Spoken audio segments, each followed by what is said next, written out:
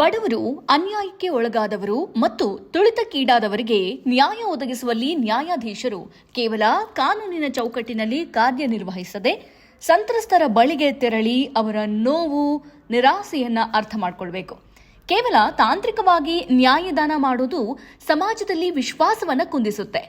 ನ್ಯಾಯಾಧೀಶರು ಕಾನೂನಿನ ಕಠಿಣ ನಿಯಮಗಳನ್ನು ಜಾರಿಗೊಳಿಸುವಾಗಲೂ ಸಹಾನುಭೂತಿ, ಕರುಣೆ ಮತ್ತು ನೀತಿಯನ್ನ ಹೇಗೆ ಕಾಪಾಡಿಕೊಳ್ಬೇಕು, ಸಂತ್ರಸ್ತರ ದುಃಖಕ್ಕೆ ಹೇಗೆ ಕಿವಿಯಾಗಬಹುದು ಎಂಬುದಕ್ಕೆ ಇಲ್ಲೊಂದು ಹೃದಯ ಸ್ಪರ್ಶ ಘಟನೆ ನಡೆದಿದೆ.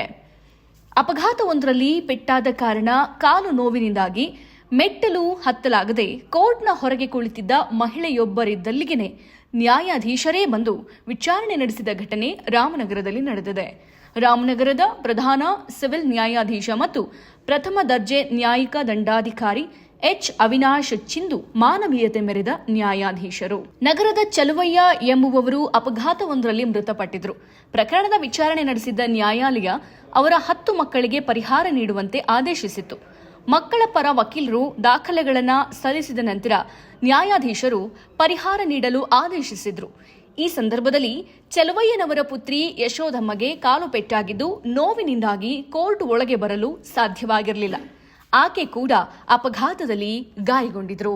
ಇನ್ನಷ್ಟು ಹೆಚ್ಚಿನ ಮಾಹಿತಿಗಾಗಿ ಫಾಲೋ ಮಾಡಿ ಬ್ರಿಗೇಡ್ ನ್ಯೂಸ್ ಕನ್ನಡ.